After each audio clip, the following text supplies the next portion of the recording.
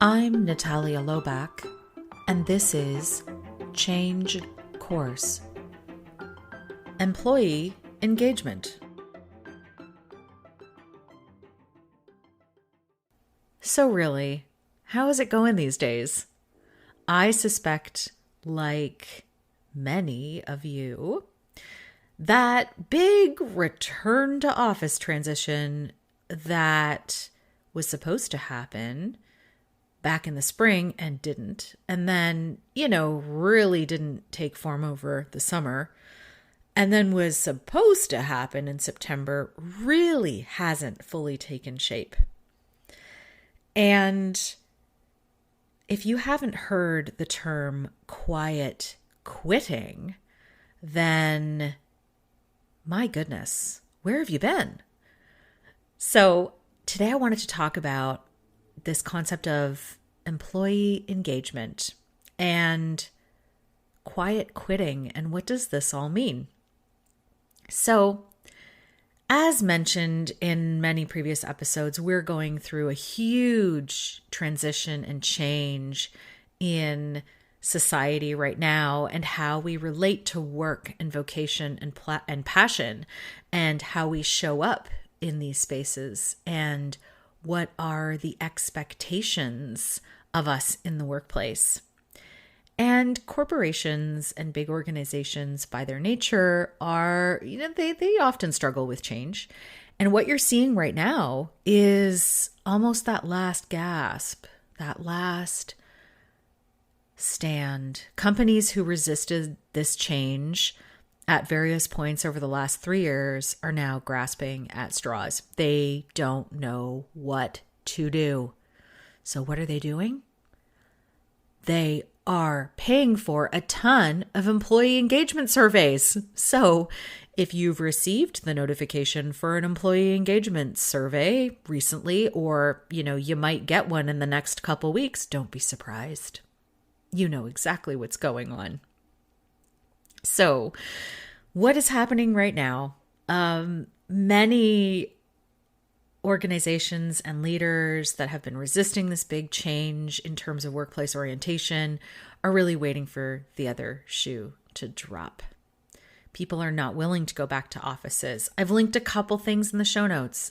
Apple, one of the biggest corporations out there, is facing direct opposition from their employees about expectations of where they do their work and how. Not expectations around what the work is, around productivity, or how much they're contributing. Expectations simply around where and how. The world has changed.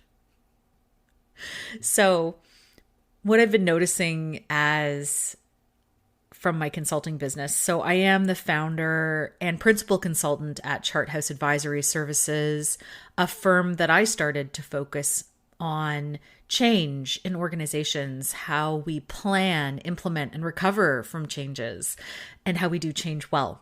So I often look at the marketplace, and I'm often, I scan the marketplace on a regular basis for opportunities that might be coming up. And I was speaking with a colleague recently, and we both commented on the observation that there are just a lot of requests for employee engagement surveys happening right now.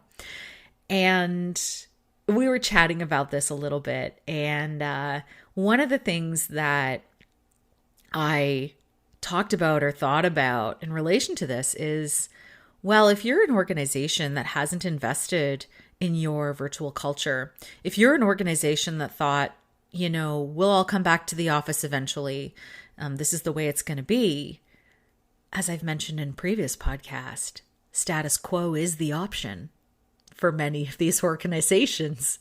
If you haven't invested time and energy into building that virtual culture, that remote work culture, then yeah, you are struggling right now. And yes, your staff is disengaged.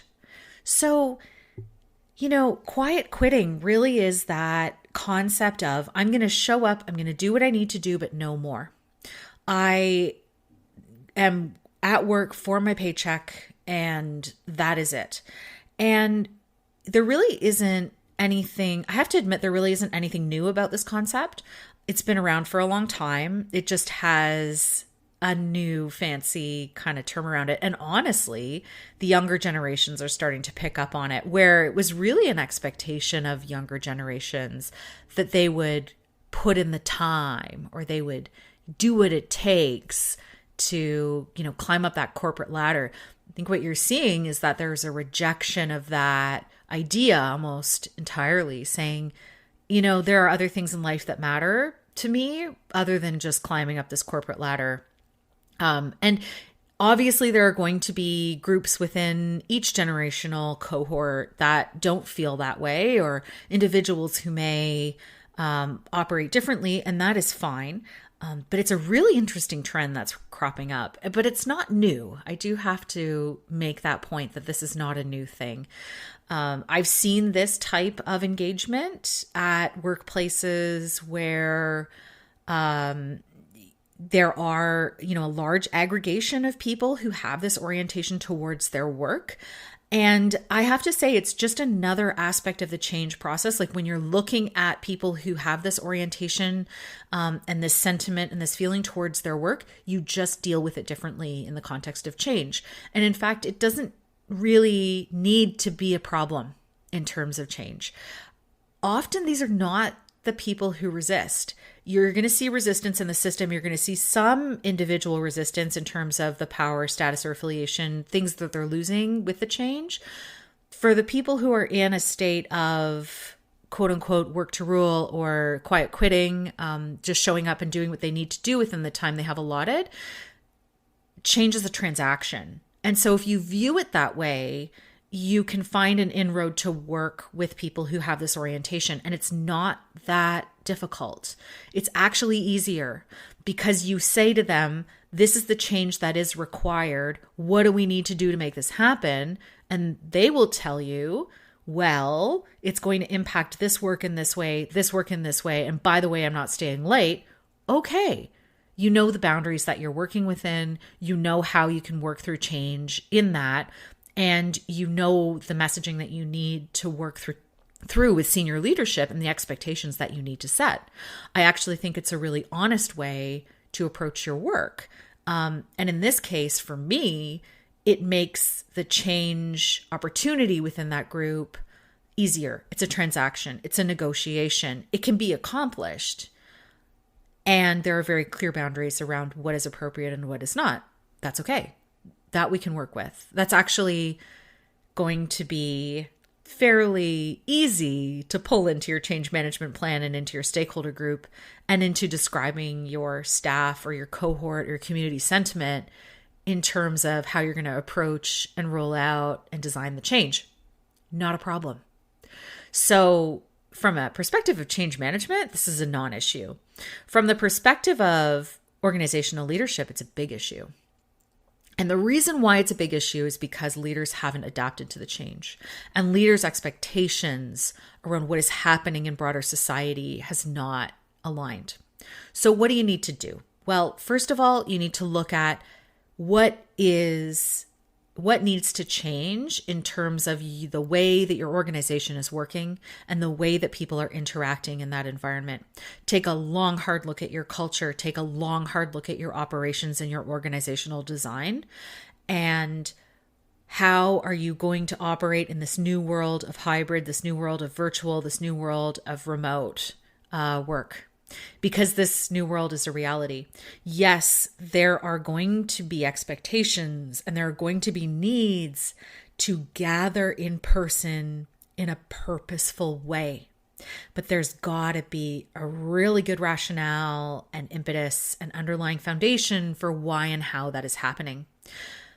I'm also not going to say that anything goes. There are clear expectations around working versus not working.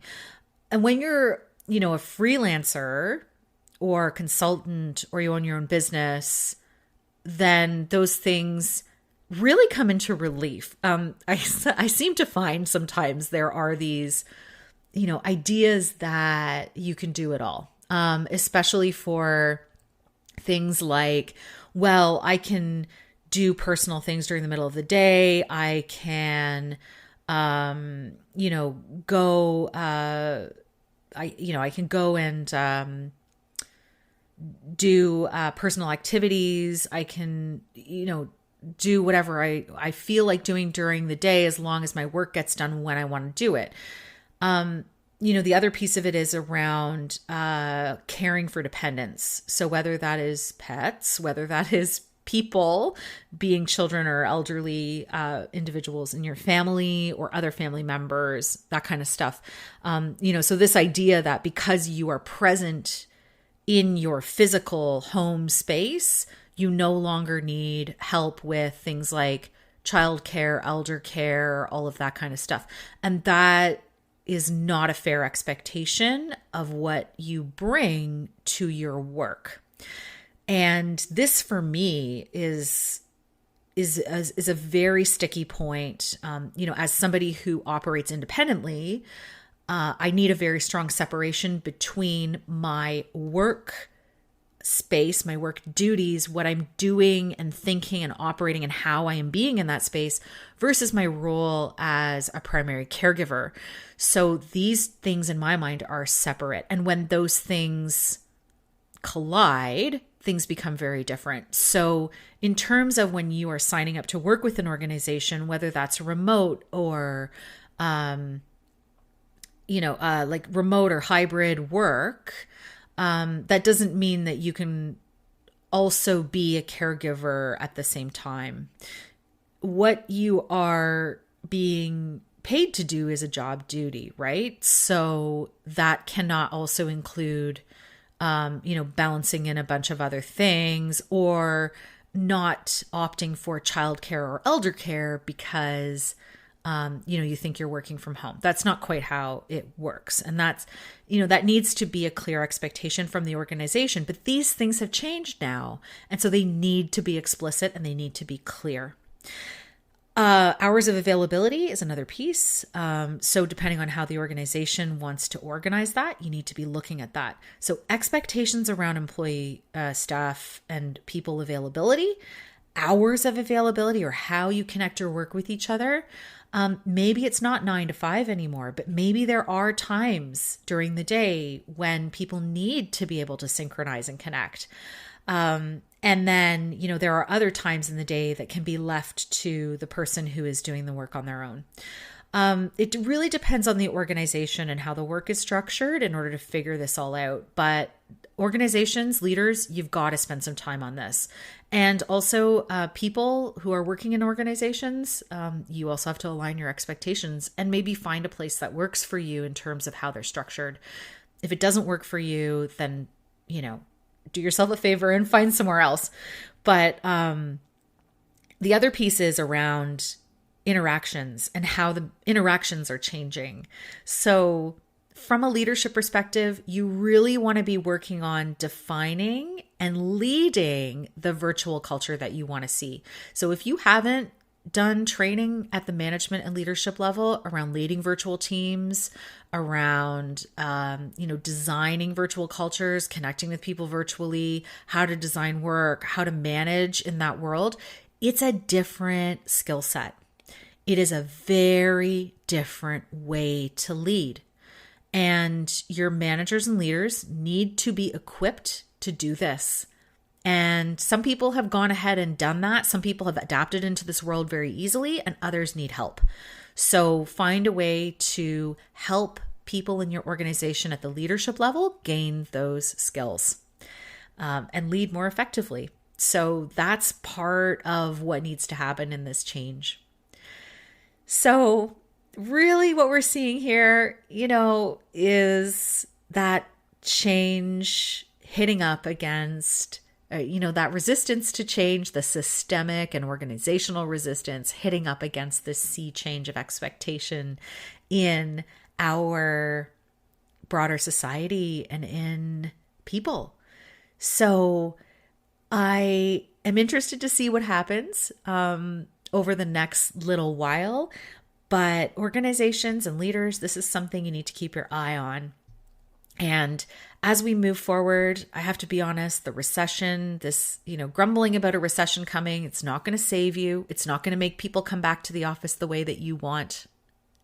But you're going to have to find a way to make this work. And I'm going to, end with an example of something that I think is pretty funny.